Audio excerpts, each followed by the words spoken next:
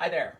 Welcome to our usual meet here, our little meeting Sunday afternoons live on Facebook at AAA Hobbies in Magnolia, New Jersey. Welcome, I'm Jack Lynch. Today we're going to talk about a product. That's what we do every week. We kind of look at a product and look at what's in the store. And I also have a special guest, my friend Martin Orlando, who's a really seasoned figure painter. There's Martin's doing the camera work for me. He's going to show you a technique at the end that figure painters use to help to paint their figures more realistically. So what I have is, we received what made me start to think about this at AAA Hobbies. We're at Route 30 in Magnolia, New Jersey. We received a restock of some gaming figures, 28 millimeter figures. 28 millimeter figures are about, you can see I've got one right here in my hand, they're about 1/64 scale. And they're basically used for playing games. A lot of guys do fantasy gaming, a lot of guys do historical gaming, a lot of guys do science fiction gaming. And what I did was I brought out the figures that we received, which are these Fireforge figures. Fireforge Miniatures makes a whole series of fantasy and historical miniatures. And this one's called Deuce Vault, which is God's Will. It's basically the Crusades, and these are Templar Knights, and they also make, all kinds of different figures, Templar soldiers, things to go with these. And I got to thinking about, talking a little bit about miniatures. Basically, we carry a ton of different gaming miniatures in our store. We carry historical, like the Fireforge ones I was just talking about. We also carry War Games Atlantic, which is made by the same company, and you can see they have the fantasy skeletons here in World War I. And I started to think about the things that go with the miniatures, and you can see we have a whole selection of miniatures here on the table, and the paints and the tools to do them. And miniatures are one of my favorite things in the store. I love figures. I have since I was a kid. And this package I have in my hand here, these World War I Germans by Airfix, I remember buying these 50 years ago when I was a kid, and I loved every box of Airfix miniatures I could get my hands on. And the reason I brought these over here is because I'd like to show you the evolution of miniature figures and in the hobby, and where they were and where they've come to. And if you look at these Airfix figures, they're nice. They're really nice little figures for their day, but you can see they're solid piece. They're soft rubber molded in one piece. So the manufacturer, Airfix, is limited in the poses they can do with these figures and how you can make them look. So they give you 4 sprues of different character figures. And the difference between way back then and now is the technology that's used to make these figures. I have a set of World War I figures here, and I gotta be really careful because Martin's got all his painted stuff here and I don't want to destroy anything. But I've got this box of War Games Atlantic World War I Germans. So these are the old Airfix Germans, and these are the newer versions. And what I want to show you in this box, as you can see, as I pull this out, and I'll put the box back where it goes. The difference in these figures, I want you to take a look at these guys. These are the old solid soft plastic molded guys. These are the newer hard cast model type figures. In other words, these are multiple piece figures, and you can see there's 1, 2, 3, 4, 5, 6 figures on here, all separate arms, all separate heads, all separate weapons, different headgear. You got your Pickelhaube helmet here, soft cap, fatigue cap here. You even got guys that have gas masks on. So there's a ton of parts on these sprues, and they give you 1, 2, 3, 5 sprues of figures. So 5 times, that's 30 figures. And you can do them in various poses. You can interchange the arms, interchange the heads, different equipment. So you could get a virtual army out of this. And like I say, they're molded with today's technology so that they're really detailed and paint up really nicely. If you look at the boxes, you can tell. So that's basically where our figures are now. In other words, you've got historical figures like the Germans. You've got fantasy figures down here from Warhammer, which are Space Marines. We've got fantasy armies here, skulls and death and everything else you can think of.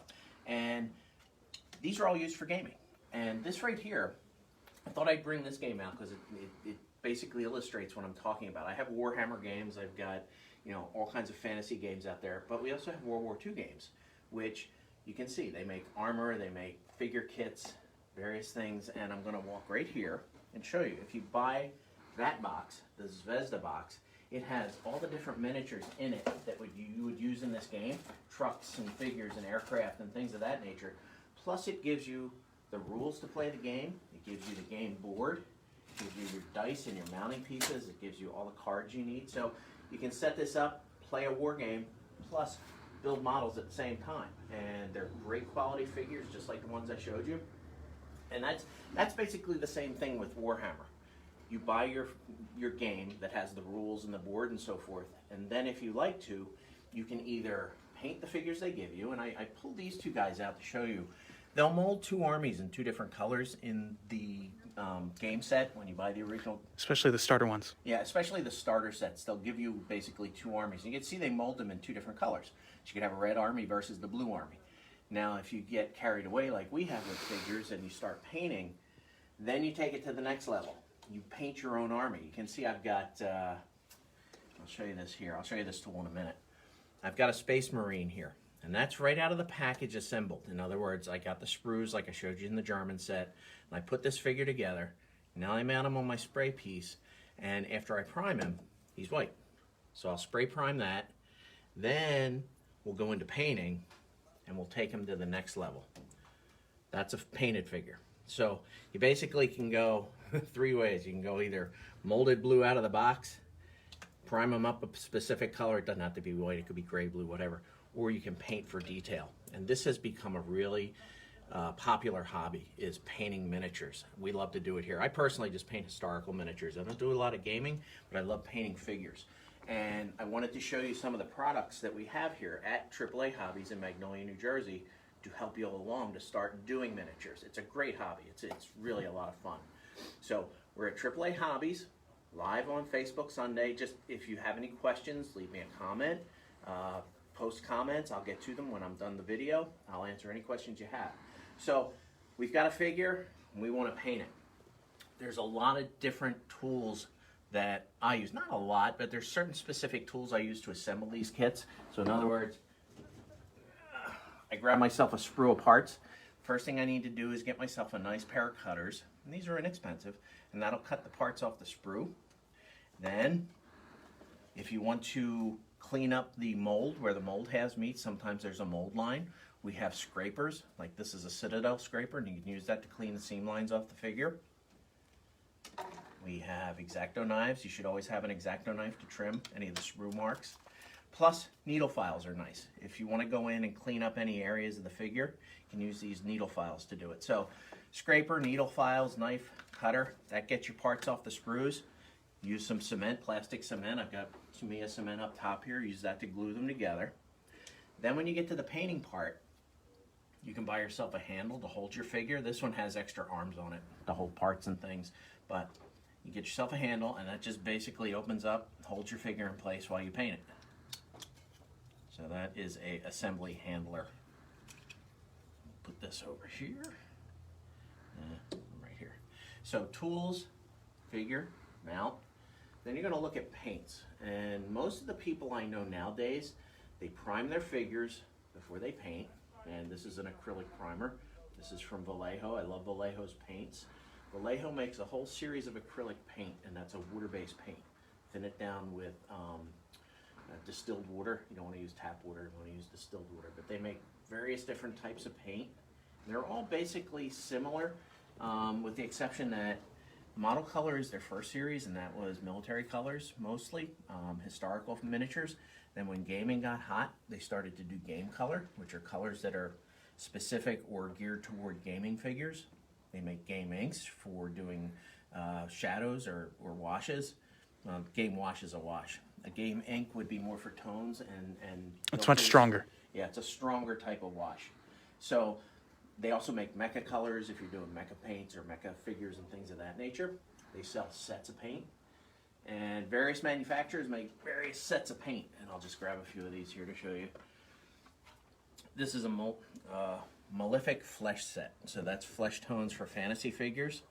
And that's in the Nocturna series. They sell through Vallejo. And that's a Vallejo. This is a Vallejo set of paints. And this is also Vallejo Game Color. And this one is for elves. This is a set for elves. AK Interactive is starting to make more sets of paints. This is a pastel set. They make metallics like gold, silver, various other sets. Sets of paint are nice because if you're painting a specific type of critter, like an orc or an elf, you can buy all the colors in one set, or you can buy them separately in the rack. So sets of paint, brush cleaner, it's always handy. I talked about primer. It's always great to get yourself a palette. If you're going to work with paint, you're going to mix paint. We sell AK metal palettes, which are nice for mixing your paint on. We sell wet palettes. A wet palette is a palette where you can put your paint on a sheet of palette paper in it, and there's a sponge underneath, and there's a lid to seal it when you're done painting. That way you don't have to throw away your paint or it doesn't dry out on you. You can keep your color mixes, seal it up, and go back the next day and start painting again. So I have wet palettes and a whole selection of brushes. I got tons of brushes up front. I've got tiling brushes. I've got various other manufacturers that go from triple aught up through 2s and 3s. So plenty of miniature painting brushes, tools, accessories. And like I say, we're at AAA Hobbies in Magnolia, New Jersey. We're taking just a quick look at miniature gaming figures. And as I said, we have fantasy, we have historic, World War I, World War II, Civil War. We have fantasy. And check out Fireforge Games. I'm really hot to trot on these. I really like their figures. They're really nicely detailed. Lots of separate parts, just a lot of fun. So that's what I have, and I'm going to show you one other thing here that I saw in the back and I thought I'd bring out. We have a lot of publications. If you get serious about painting and you want to learn a little bit more, these are Vallejo publications, and this is one of their artists, Angel Giraldez. I think I said his name right, I hope. He has 2 different volumes of figure painting books, or basics of figure painting, and you can see as I just paged through this, all color, all sequenced, step by step. This is a good way to learn. It's always good to read something first. Plus, I noticed out on our game rack, we do have a copy of volume 2 that has a figure with it that he does in the book, which is very cool. So publications are important. So now I think what I'm going to do is I'm going to turn the tables on my friend Martin here, and he's going to show you a technique. And the technique he's going to show you is basically called zenithal shading. Did I say that correctly? Yeah, or zenithal priming, same thing. Zenithal priming, which means when you think about zenithal, that means to envision in your mind where the highlights are. Like, picture a figure, and I'm going to grab the figure that Martin's going to prime. Picture the sun right above this figure, and picture where the light hits it and highlights the upper areas and shows the shadows underneath. So what Martin's going to do with his paint is he's going to do zenithal shading, which means he's going to make the highlights appear by shooting paint onto the highlights and trying to avoid the undercuts and things. And that way, after he's done, he can see where to put highlights and where to paint in dark shades on the figure. So I'm going to hand it over to Martin, and I'm going to take the camera. Thank you, Martin. We're going to go around here. Ooh, I have to do one thing before we start, which is I need to put my vent out the door. We're using a really nice little spray booth today, and I want to make sure that we don't breathe any fumes, so I'm going to put that out the door. Okay. And I'm going to turn that on. So Martin's setting himself up. And Martin, what primer are you using? You can tell us. I'm using, so this model has already been primed with Vallejo spray primer, which you showed earlier. This is just the black instead of the white. And what I'm doing with the zenithal primer, this is a white ink. This is an artist's white ink, but Vallejo makes a white ink. Any white ink will do. You can also use white paint or white primer. I prefer white ink. Because this is an artist's ink, I can put this straight into the airbrush without having to dilute it with any thinner or water, because it's just ink. It won't really clog the brush, so I'm just going to do that. What's the PSI on this right now? If you go about half, it'll be 15. There we go. So Martin's using a Tamiya airbrush, and Martin, you prime the figure black for this purpose, Yes. correct? Right. So that all the shadows and things show? Yeah, so the benefit of this is now that I have the black, I'm going to contrast it with the white, just to have a good idea of where the light source is going to be appearing on the figure. Right. It will get covered up by the paint, of course, because the acrylic paints they're not transparent by the time you're done. So I'm just going to put some of this in here. And you know what? I think I have to apologize. I didn't give Martin the microphone, so I don't know how much of that you heard. So I'm going to give him the microphone. Yeah, that's true. All right. Maybe we'll just do this again.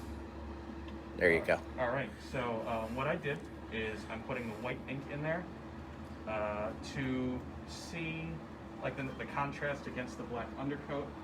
I don't have a glove right now, so I'm just going to, there we go, just test that. And then, do you mind if I just like... No, that's fine. See that? All right. So now I'm going to just carefully pass over the figure. Short controlled bursts. See how I'm building up the ink? It's a little spider web, but that's okay. But I noticed you're shooting straight down from the top like the sun would hit Yeah. a figure, the light source. So when Martin turns this around, give him a minute to finish what he's doing. Yep. You'll be able to see where the highlights are and where the dark shadows will fall. Yep. So, How's that look? very nice. Now we can see it. And So you can see all the dark areas are dark. That's where you'll paint shadow, right? Yeah, and all of the features are now immediately like visible and present on the model, so you don't like it's no longer monotone black. Right. And I'm probably just gonna touch up a little bit of. Yep. Please excuse the parking lot. Yeah. Yeah, there we go. So you can see the little skull he's holding in his hand. Yep. All of the details that fall down from the robes. So now it turns almost into like a paint by number where we can go into those areas and fill in with different colors and Yeah. uh, That's just an easy way to get started on a model. it's great. That's a great technique, Martin. We really appreciate it. So I'm going to grab my microphone back from Martin. Yep. And just sit that in the airbrush cradle. We'll clean it when you're done. I'm going to give the camera back to Martin. We'll walk over and I'll show you some of these miniatures that he's done over here. Yep. All right, good? Yeah. Well, thank you, Martin. That was very edifying. Sometimes when you paint figures, it's really difficult to tell where to put the colors. Like if you're shadowing a figure, you do the base coat, the highlight, and the dark shade. Sometimes it's hard to visualize, and that makes it a lot easier to visualize where to put those colors. So Martin brought in today a bunch of figures here, and like I say, Martin's a really accomplished painter. So I'm going to ask him to just kind of come down, maybe pan across here, and give you a look at some of these figures. And if you want to do any commentary on what they are, feel I would free. need the microphone for that, wouldn't I? Or you can just say. Yes. Yeah. Here, I'm going to put it on you. Yeah. All right. So we have, first of all, some miniatures from Warhammer Age of Sigmar. This is part of their Stormcast Eternals range. As you can see, the similar to some of the stuff you'll find in their starter sets for the fantasy game. I painted a little bit of, there we go. We painted a little bit of, like I hand laid some clay bricks from military modeling. I just laid those across to like give it more dynamic basing. You can see all of the contrast I laid into the dark blues of the armor and gave the flesh and feathers on the bird he's riding a little bit more of like a dynamic, fantastical coloration. You can see some infantry models that are part of the same army. There is a similar basing style to both of these figures to give them cohesion across. Similar bluish turquoise armor, but you can tell they're from like different orders or companies within that army by the different robes and sort of weaponry they carry. So it's going to be enough for them. Other figures I have, it's not just gaming figures. I also paint these large busts. Tilt them back a little. Yep, a little further. There we go. Yeah. So this is a figure, this is supposed to be like Geralt of Rivia from the Witcher series, modeled how he appears in some of the books. Yeah, you can see he's holding this little crystal necklace, and a lot of different coloration in the different leather straps and cowls he wears. This was just like by a boutique company I found in Singapore. I don't remember the manufacturer's name. I think they only made a handful of these. But it's just a simple figure, a woman in blue robes. I just got a little creative and made her like a vampire, but putting a vampire bite down there. It was just like not supposed to be anyone really in particular. Painted this nice, this is sculpted into the robes, this little leaf pattern, but I managed to make it highlight it to match how they appear on the cloak. And a lot of the paints I used specifically for her are all available at AAA Hobbies, especially those blue sets. Tell us a little bit about this vehicle. Yeah, this is a Warhammer 40,000 vehicle. It is just like a truck sort of vehicle. I managed to paint it with, I tried using some weathering pigments, as you can see, like the oranges and like the rust in the light blue. But a lot of it is just simple using acrylics. Like I used an old sponge to sponge all of that brown in there. After I got I started with like a clean hull in like the pale blue gray, and then just mucked it up from there to make it look a little bit naturalistic. These are Vallejo like weathering sort of like pumices to cake mud onto the tracks. There's just a nice bit of like using airbrushing to get tone in there, weathering pigments, powders, and just some good old sponge. Okay. Trying to think of what else. I'm not just going back to the Warhammer stuff. Not only do I have some Stormcast, this is an undead knight.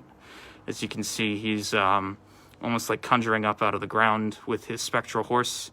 Nice bit of tones in there, saturation, as you can see, like all of the red that goes up into the blue. A lot of color theory. Picking up books on color theory would be very helpful to just like enhancing how you paint your miniatures and just give you like neat ideas and how you can like paint your own. You don't have to paint them like how they come out of the box. This is certainly like I took a lot of liberties from the base model.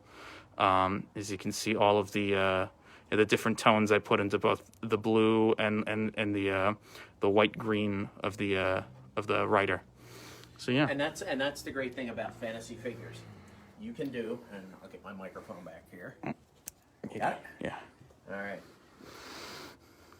So that's the nice thing about fantasy. You can do a lot of different paint schemes that come from your imagination. You know, when I paint historical miniatures, you're kind of stuck to specific paint schemes of historical soldiers and things. But with fantasy, you know, the world's your oyster. You can paint them any way you want, really. So that's it for today at AAA Hobbies and Crafts in Magnolia, New Jersey on Route 30. Come on down. If you're a gamer especially, I've got all the stuff you need to paint all those miniatures and get yourself going. We have Warhammer games, we have books and so forth. So come on down. Until next week, let me know what you guys want to see. Leave me some comments, and I will see you next week for Sunday Afternoon Live at 1 o'clock. Finish.